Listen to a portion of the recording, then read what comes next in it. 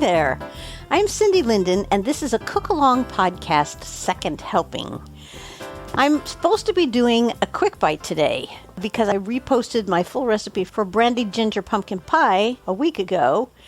But with Thanksgiving holiday coming up so quickly, I thought you guys might want a full recipe for what I think is the best apple pie ever. So I'm going to do a second helping here again. I don't need to change anything. The recipe is absolutely perfect. I will say that I think if you felt like doing a crumb crust on the top, like a Dutch apple pie, I think you could. I have not done that. I'm thinking about doing it this Thanksgiving, but I have no testimonials for you about how well it works. What I do know is that this apple pie is stunning. And one of the reasons that it's so stunning is that you have to start preparing it a day ahead. Now, I know that's awkward when there's so many other things happening in the day or two before Thanksgiving. But this could actually be baked ahead as well. So if you were to do your ahead of time prep on, say, Tuesday, and then whip your pie together, well, all right, it's not quite whipping it, but it's not really hard.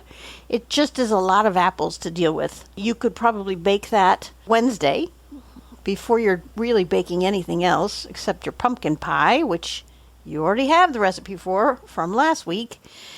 The only hard part about this recipe is that it takes a lot of slicing and peeling because this has more apples per square ounce, square inch, whatever, than most apple pies, which is what makes it so magnificent.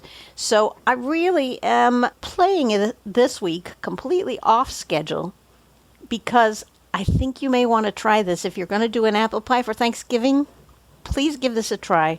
Share it with your friends who may not be coming to your house for Thanksgiving because this is an amazing, amazing pie. It's called Sharon's Perfect Apple Pie. Happy listening. Hi there. I'm Cindy Linden, and this is the Cookalong podcast. We're making the perfect apple pie. You may think that that sounds a little grandiose and that a lot of people might say they have the perfect apple pie recipe. This is called Sharon's Perfect Apple Pie. And I don't know who Sharon was, but this recipe is something I clipped out of the newspaper, I don't know how long ago, many, many years ago, and she really did figure out a recipe for the perfect apple pie. It's got some unusual steps to it. It takes 3 separate parts.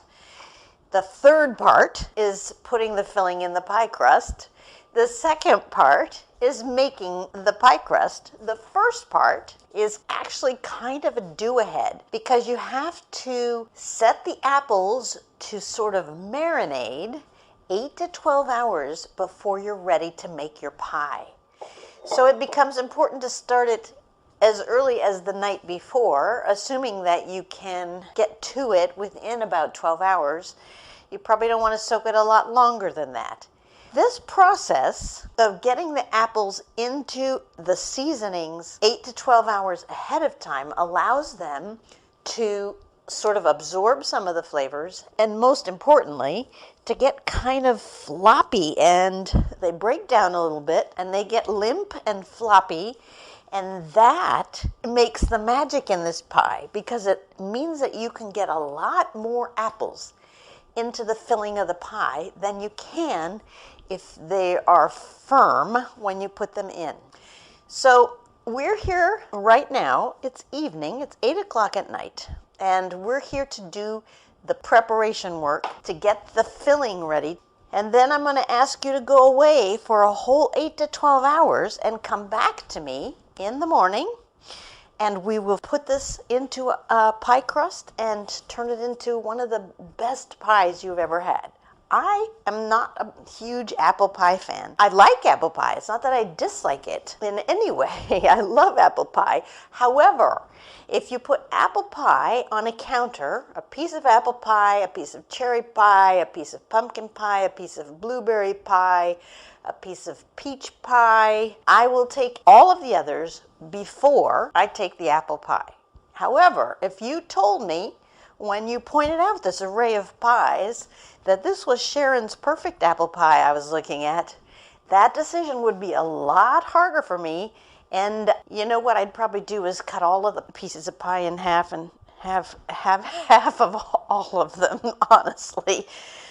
The very first thing is, of course, to prepare the apples. And I feel guilty making this confession, but I have kind of cheated. I get to skip the first step because during the fall and the summer, late summer, when apples are in season, in my house, we buy them in large groups. Actually, we grow some as well. And we prepare them by slicing them into usable sort of wedges and freezing them on cookie sheets. So they're peeled, they're cored, and they're sliced. They're put in a single layer onto a cookie sheet, and you put that in your freezer and flash freeze them, essentially. Then you take them back out and put them in plastic bags, and they're ready for you to use later in the year for applesauce or apple butter. We should make some apple butter one day. I'm going to do that with you.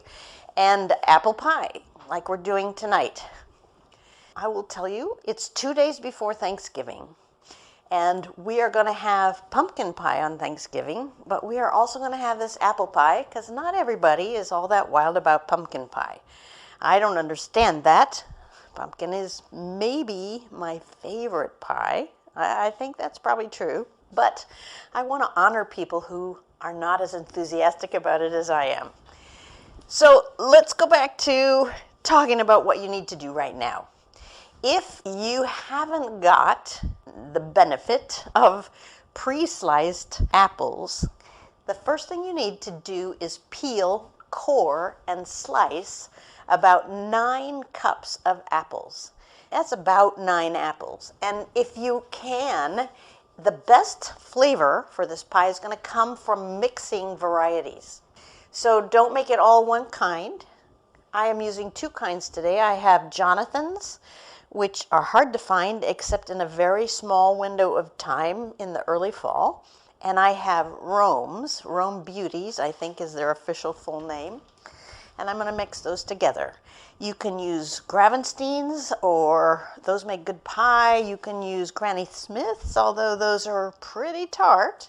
The only thing I don't recommend that you do is use delicious apples, either red or golden delicious, because their flavor is not strong enough. They're too sweet.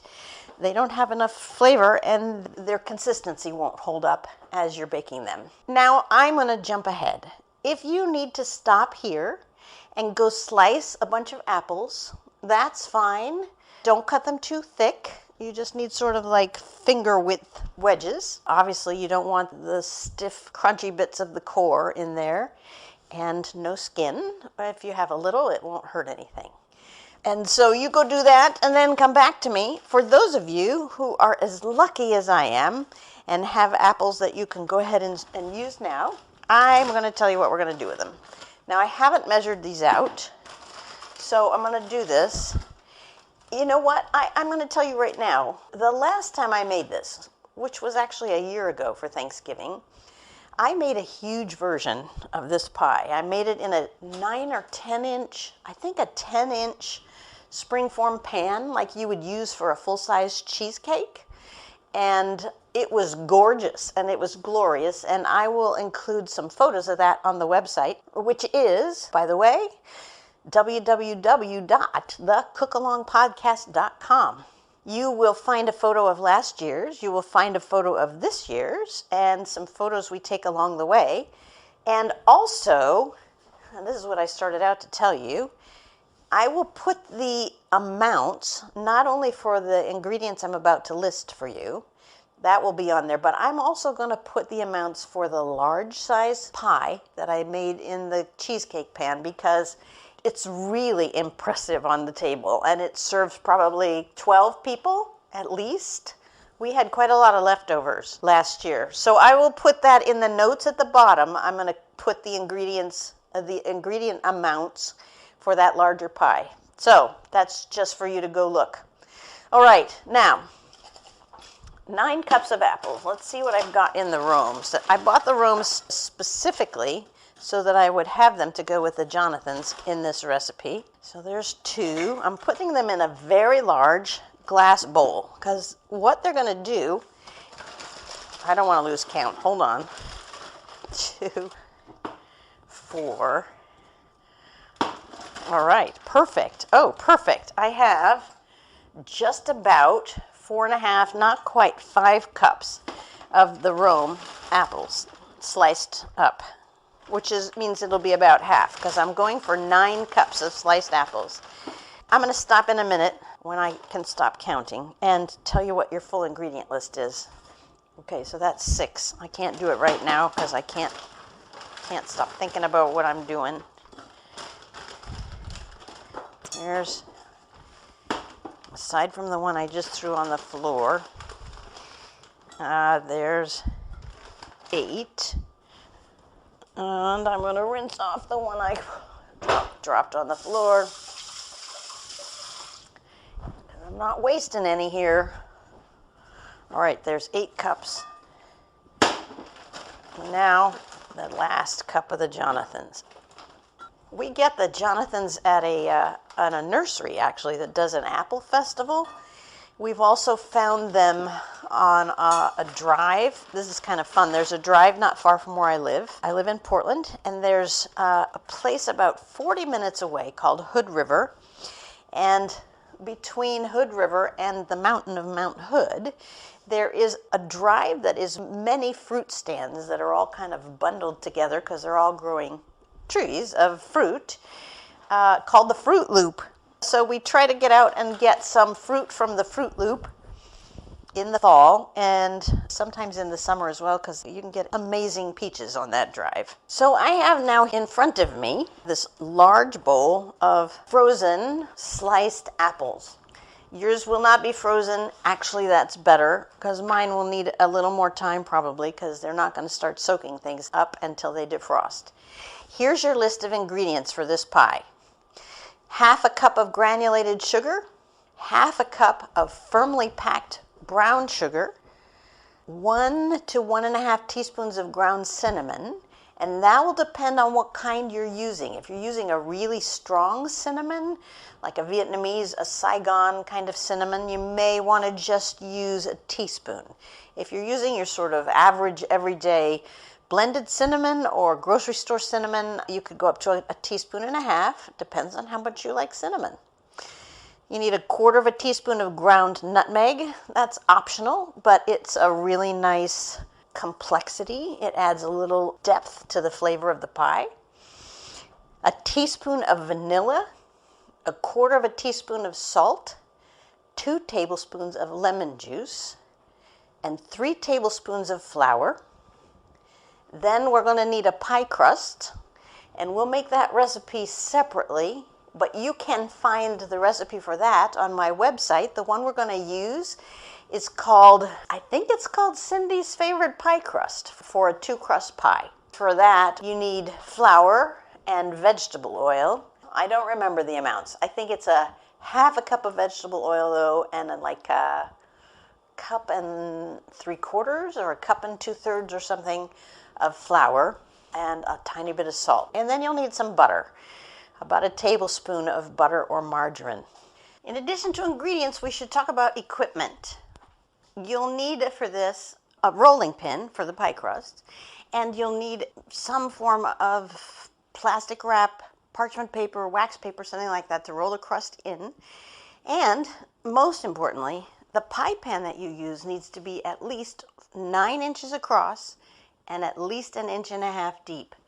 Some of those tin foil ones you get at the grocery store are going to be too small for the amount of filling that this makes. You could also use an 8-inch springform pan, like for a cheesecake, that kind of pan.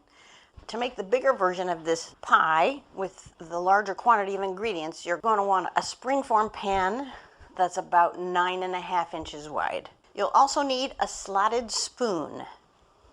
So now the first step is to take these apples in this large glass bowl that we have in front of us, and we're going to add everything I just listed up through the lemon juice. 1/2 cup of granulated sugar. and just pour it on the apples. No need to do anything fancy here. Just sprinkle it over the top. And then I'm going to use a half cup of brown sugar, just cramming that in. I use the side of the bag to do this. I scoop my measuring cup down in, and then I use the side of the bag between my hand and the brown sugar to press on it.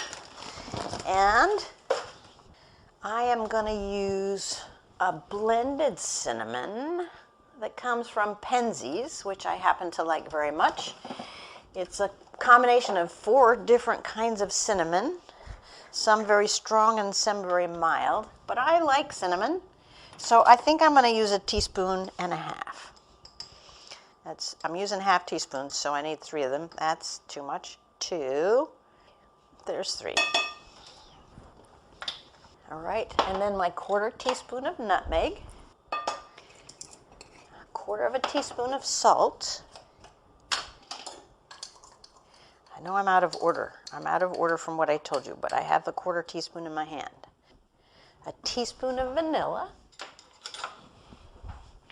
And while for many baked goods I like to use Penzeys double vanilla, on this one, vanilla isn't the dominant, prominent kind of flavor you want. This, again, just adds depth and complexity to what we're doing, so I don't want it to be emphatically there. So I'm just using regular vanilla. You can use imitation vanilla if you want. That would absolutely work. And then 2 tablespoons of lemon juice. I happen to have in my refrigerator something made by Minute Maid. It's 100% lemon juice from concentrate.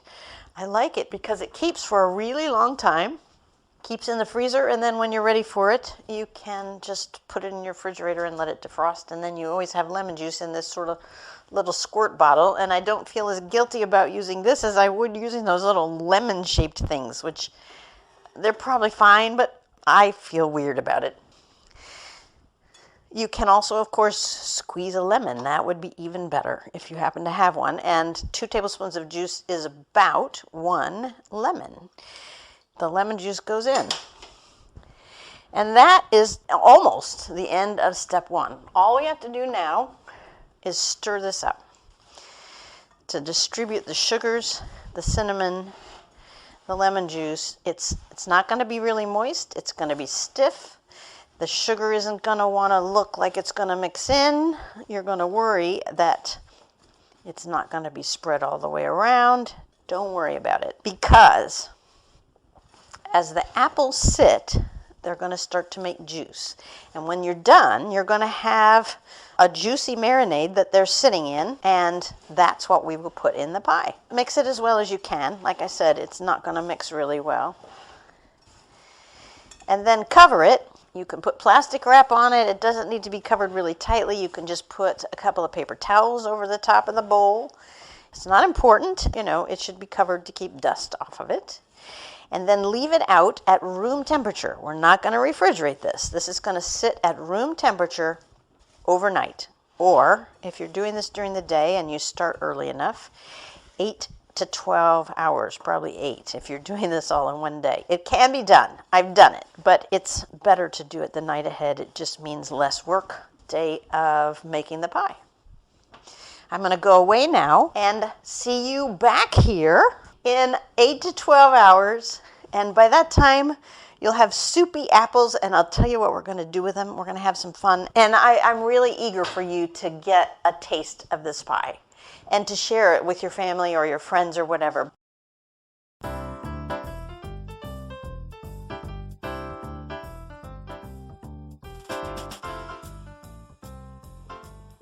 Good morning and welcome back. My apples have sat overnight, and hopefully yours have sat for 8 to 12 hours as well. You'll notice as you take the lid off of the top plastic wrap off of your glass bowl that they now take up a lot less volume than they did last night. And they're soft and floppy. These are good things. We want this. Now, I may disappoint you here, but I'm going to do something I have never done before. And for the next step, which is the crust, rather than do it with you here and now, I am going to refer you to the one already on my website. I went back and played it this morning, and it's exactly what I would tell you. So there's no sense in my saying all that stuff to you again. So please go look for Cindy's favorite pie crust. And in parentheses, it says 2-crust pie. Run through that one to make your crust, and then come back to this podcast and we'll fill it. You can't obviously put the top on, so halfway through that podcast, you're going to stop and come back to this one. Or you can play that whole podcast so you know what to do and then come back to this one and we'll put this filling in, because this filling happens similarly but just a hair differently than what I described in that pie crust recipe. If you are using a springform pan, you do not want this recipe for the pie crust. You want my other one, which is easy pie crust for 1-crust pie. You're going to want to use that instead because you can press it by hand rather than rolling it. You can press it by hand into the springform pan. And with edges that go straight up, it's pretty much necessary to do something like that. And you will probably need to make about 1.5 times as much. So you'll have to put your math skills to work in order to get a top crust out of it as well. And the top crust you will want to roll out, even though it says you don't have to roll it, in order for it to look decent and to transfer from one place where you're spreading it out to the top of the pie. You're going to need to roll it out. That pie crust is the one to use for a springform pan, which makes a magnificent presentation, as I'll show you on the website, thecookalongpodcast.com. A regular pie crust is always beautiful, and for that one you want Cindy's favorite pie crust. Now you could use any pie crust, I'll be honest. Any pie crust, if you have a favorite pie crust of your own, you could use it. I like this one because it's easy, it's fast, it takes things you already have at home, it doesn't take a lot of effort or muscle, it's not a nuisance, it's just really easy to make, and it's light and flaky. If you like a denser pie crust, as I say in the pie crust podcast itself, this isn't the one to use. If you want a really dense, sturdy pie crust, this is not the one. Before you start making your pie crust, though, before you leave me here, you're going to want to turn your oven on. You want to heat it up to 425 degrees. Get that heating up because it'll take a little time while you make your pie crust, which doesn't take a lot of time. Go away, make your pie crust, and then come back and we will put this apple filling into it.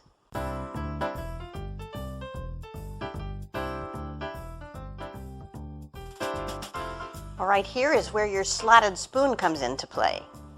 We have this pie crust now, and the bottom crust is in the pie pan, and the top crust is waiting between 2 pieces of paper.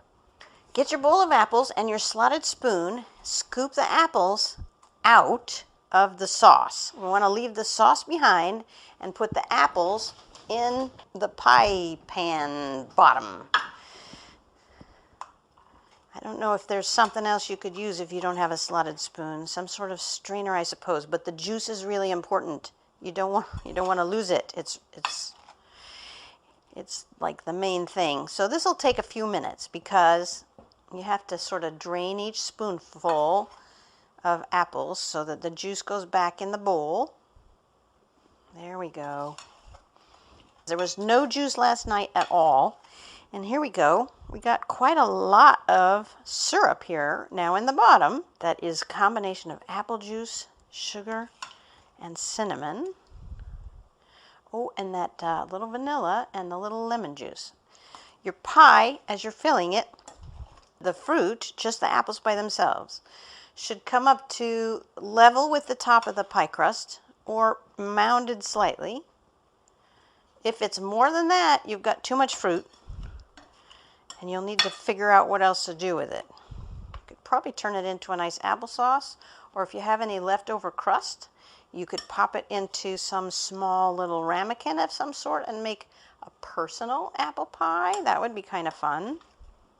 I think my fruit looks like it's gonna be mounded over the top edge of the crust, but not very much. You don't want to mound it too close to the edges because you got to attach the top crust. There you go. You got to attach the top pie. I haven't had breakfast yet. That's my excuse. I haven't had any food yet this morning because I wanted to get this in the pie crust before it sat for too long. There we go. 2 more spoonsful, and I've got it all in there. Okay, you too. Now you've got this lovely soup at the bottom of your bowl. To that lovely soup, I want you to add 3 tablespoons of regular all-purpose flour. You do probably want to stir it up so you're not getting too much flour. And then just scoop it with tablespoon measurement 3 times. Level off the top with your finger. Dump it into the juices. Now, if you have a whisk, this will be easier, but you could use a spoon or a fork. We're just going to whisk that together to make a new kind of sauce, so it's got a thickener in it now, which will be nice as the pie cooks. It's not going to just have runny stuff. It's going to have a nice filling glue. Oh, that sounds awful. You know what I mean, though, right? We want it to kind of stick together. We want the apples to stick together. We want everything to stay in its place when we cut it. Now, the juice just gets poured over the apples in the pie. Sort of drizzle it over the top so it goes on all parts of the pie. And then using your slotted spoon or a rubber spatula if you prefer, because it's more effective, get all that juice out of that bowl so that you're not leaving stuff behind that is good to eat. Get all into the pie. All right. Now it's time for butter. You need a tablespoon of butter and a sharp knife. And what we're going to do is kind of chunk up this butter and dot it over the top of the pie. So I kind of start around the outside, and my dots are the size of maybe half a sugar cube. So I get them all around the outside, and then I put a couple, if I still have part of my tablespoon left, I put at least 1 in the middle, 2 if I have enough butter left. Now the top pie crust goes on. So you have that sitting aside. Carefully separate the top paper from it, and putting your hand underneath the bottom paper, flip this over onto the top of your pie gently, and then carefully peel the paper away from the pie crust, leaving the pie crust on top. Now we need to seal the edges. We don't want the juice of that pie that we just put in there, we don't want it leaking back out. So grab a hold of the bottom crust and the top crust edges together where they meet at the edges of the pan, and fold them together, pinch them together so there's not a gap between them. Pinch them pretty firmly, because if there's any weakness in this pie crust, the juices of this pie, they will find those weaknesses and ooze out through there. If you find that you have too much crust in a spot, you can pull it off and save it for a spot that you might need to patch up a little bit. I have one of those right here. Just kind of cover it up. You can't really press it on there because it'll punch through the pie crust, but do what you can. Seal the edges tightly to each other. If you want to do something decorative here, you can.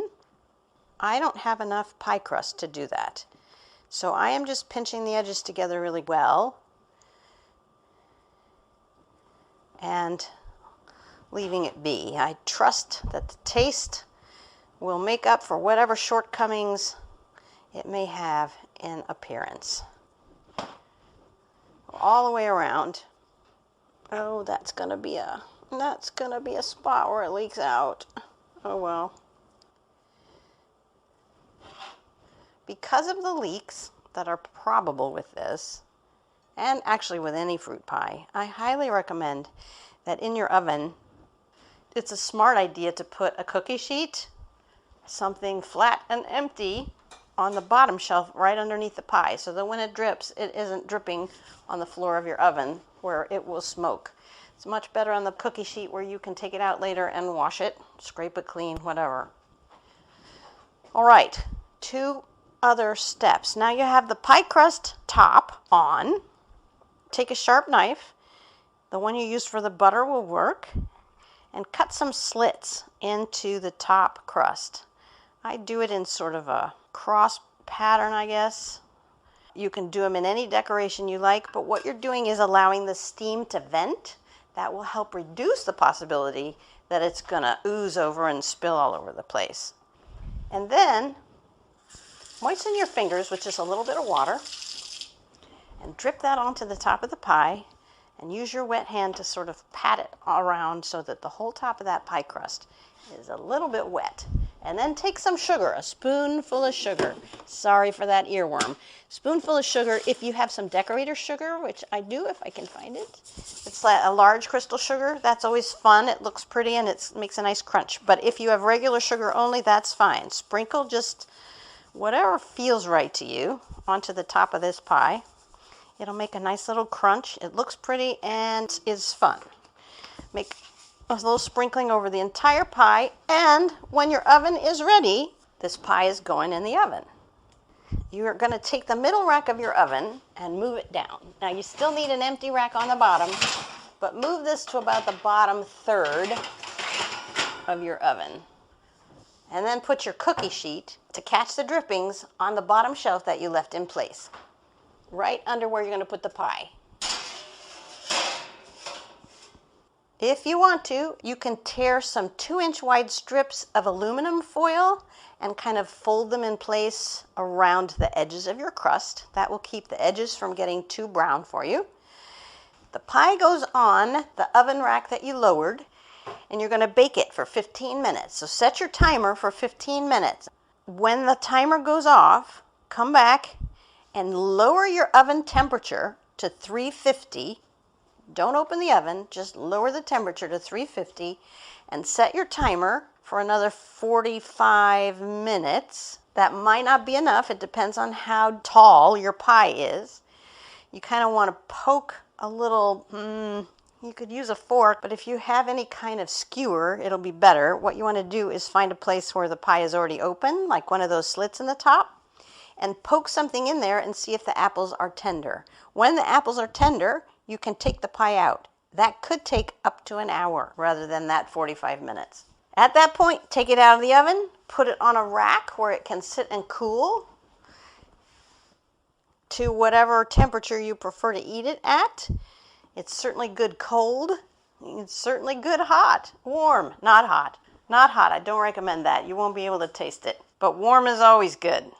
That's Sharon's Perfect Apple Pie, made with you here on the Cookalong podcast. I will include lots of information on this on the website, just because I've referred to so many different things. I will make sure they're all available on the page for this recipe, Sharon's Perfect Apple Pie. So please go there and double check things if you have any questions at all about the one we just did or about the variations you might want to do. Look at the blogs on measuring flour and on whatever else intrigues you. Consider visiting my Patreon page, which you can get to from the Cookalong podcast page. Down in the bottom, there's a P logo to click on. There are fun finds there that change from time to time. Thank you for visiting the website, and until next time, happy cooking!